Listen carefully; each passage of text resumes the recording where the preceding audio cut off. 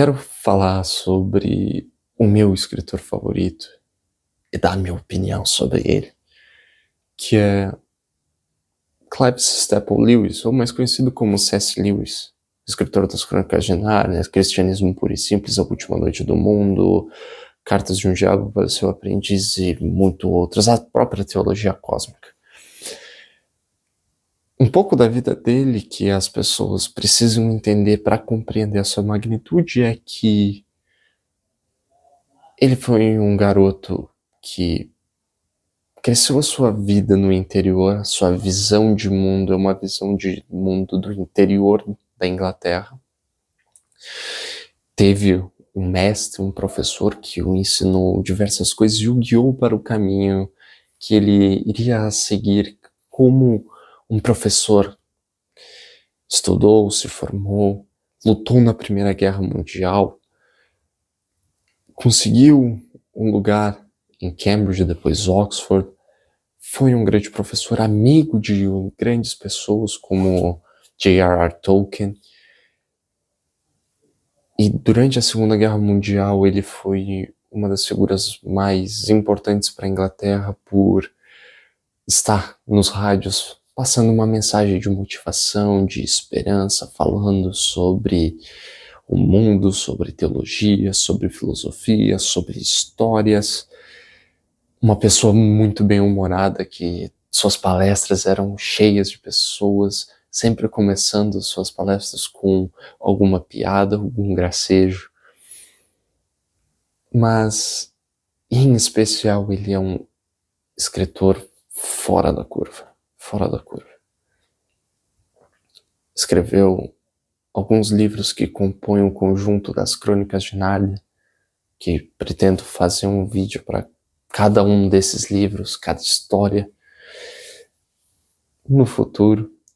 E, além disso, ele também foi um escritor formidável, escrevendo livros incríveis como Cristianismo Puro e Simples, Abolição do Homem e o Peso da Glória, Cartas de um Diabo para o Seu Aprendiz, Cartas para Malcolm, A Última Noite do Mundo, Sobre Histórias e muitos outros. Sua escrita é uma escrita envolvente que faz a gente querer ler mais. Mas o que eu penso, e o que ele tem em comum também com Tolkien, principalmente para poder escrever as suas histórias mais infantis ou não, é que ambos falam muito sobre a beleza. Não uma beleza metafísica, puxando para os clássicos gregos, isso que é o ideal de beleza que as pessoas têm que ter, ou coisa para o tipo, não. Eles falam do belo sobre o belo. Tolkien vai escrever sobre paisagens incríveis da Terra-média, um mundo que ele criou, uma cultura própria para a Inglaterra, de ter seus clássicos e de forma magistral, seja no Hobbit ou no Senhor dos Anéis. E Lewis faz a mesma coisa. Quando Lewis, por exemplo, vai escrever e mostrar as terras de Nárnia, nos guiar por esse caminho, suas descrições são de terras belas, são terras lindas. Quando vai mostrar criaturas formidáveis e poderosas, como o próprio Aslan, ele consegue passar essa imagem de imponência, beleza, coragem, autoridade. E nos momentos que ele precisa ser mais sério, mais sombrio, ele também consegue. E eu vejo uma explicação para isso. Tanto Lewis como Tolkien conseguem descrever o belo com tanta destreza e tanta maestria, porque ambos conheceram o que é o lado ruim. Ambos lutaram nas trincheiras durante a Primeira Guerra, ambos perderam amigos, viram muitos feridos, viram a morte de perto, talvez tiraram alguma vida. Eles viram aquilo que é feio, aquilo que é ruim, e tentam passar aquilo que é belo, bom. E por isso que eu acho eles, não só por isso, obviamente, mas Por isso que eu acho eles escritores fantásticos, e por isso que Lewis é o meu escritor favorito, porque as suas mensagens, além delas serem belas e incríveis, a sua habilidade de mostrar aquilo que é belo e nos guiar por um caminho que nos tira da nossa ordinariedade é fantástico, é incrível. Eu não tenho como dizer que isso é algo ruim. É precioso para mim, isso é. Isso é quase um odiar C.S. Lewis, só falando suas qualidades. Obviamente não é só isso. C.S. Lewis tem algumas controvérsias na sua vida, na sua história. Uma rixa que teve com o próprio Tolkien por causa de seu casamento. Ele casou com uma mulher divorciada, ele sendo um anglicano. Tolkien, como um católico fervoroso, encontrava isso diferente, de uma forma diferente.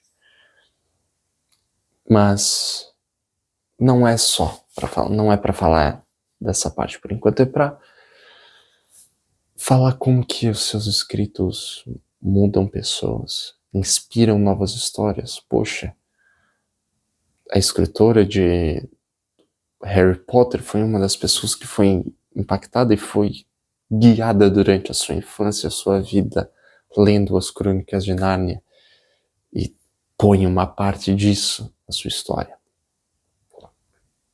Tolkien e Lewis guiam as pessoas à beleza, através da beleza, daquilo que é belo, daquilo que é certo, daquilo que é justo, mostrando um caminho filosófico. E eu acho que isso é um papel importante da cultura, que é, a partir de exemplos, guiar as pessoas. Poxa, não ditar o que você precisa fazer, como tem sido nas obras hoje em dia, que tem dito, você tem que fazer isso, você tem que fazer aquilo, precisa o mundo ser desse jeito, se não é desse jeito, tá errado. Não, tanto Lewis como Tolkien, eles guiam os passos. Poxa, vamos dar o exemplo. Eu ainda vou falar somente sobre cada livro, mas vamos pegar, por exemplo, o livro mais famoso das Crônicas de Nárnia, que rendeu o filme mais famoso, que é O Leão, a Feiticeira e o Guarda-Roupa.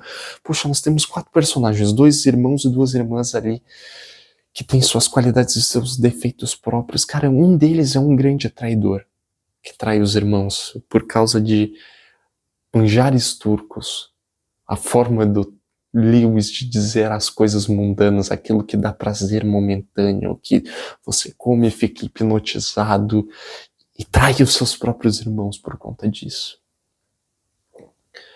Ele dá exemplo, ele guia e nos dá uma percepção sobre perdão, sobre justiça, heroísmo, igualdade, bondade. Tolkien, quando vai escrever A Sociedade do Anel, o seu grupo principal de pessoas é um grupo de pessoas que são, ao mesmo tempo, muito bons e muito falhos.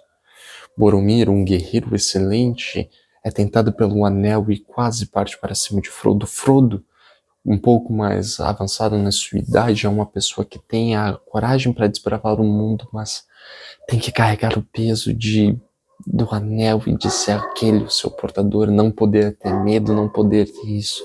Aragorn, o grande rei, que naquele momento ainda está afastado porque não se mostrou digno ainda.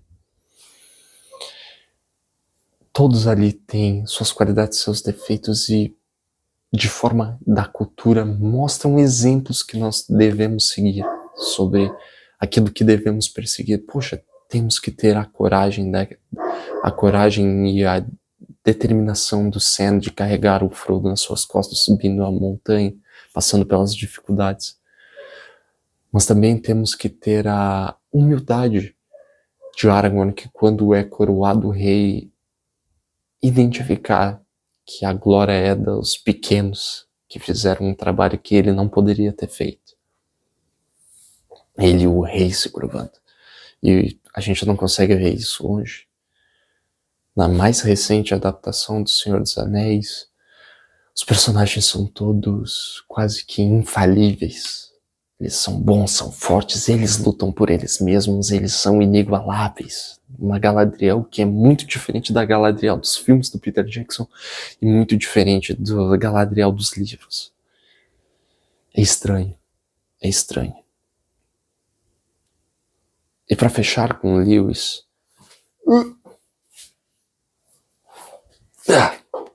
nesse livro aqui, A Última Noite do Mundo, ele tem um texto que exemplifica muito isso.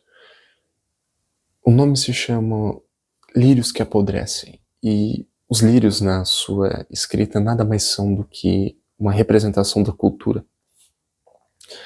Para Lewis, algo que eu tomo as palavras dele para mim mesmo, a cultura é como um lírio que é belo, é formoso, tem um bom cheiro, mas quando é mal cuidado, maltratada, apodrece e tem um cheiro terrível.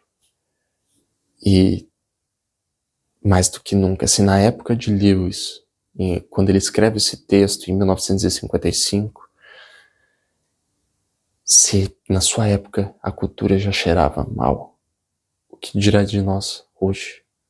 Com uma cultura que não dá bons exemplos, não nos guia de forma adequada e não nos apresenta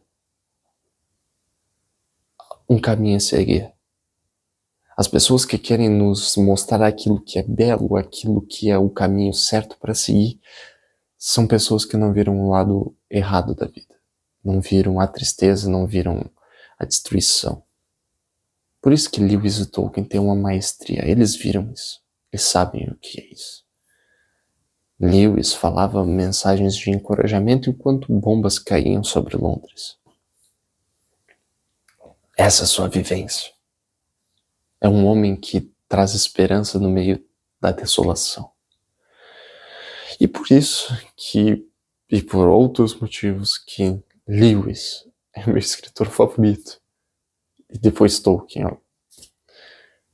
E eu ainda pretendo trazer um vídeo falando sobre cada uma das histórias das Crônicas de Nárnia. São 7 ou 9 livros no total, não me lembro. Mas com mensagens incríveis cada um. E é isso. Que a gente possa pegar exemplos bons de pessoas que possam nos guiar de forma aí que a gente não deixe a cultura ser como um lírio apodrecendo. Que venhamos manter e cuidar dela para que ela seja bonita e formosa e não apodreça e tenha um cheiro horrível.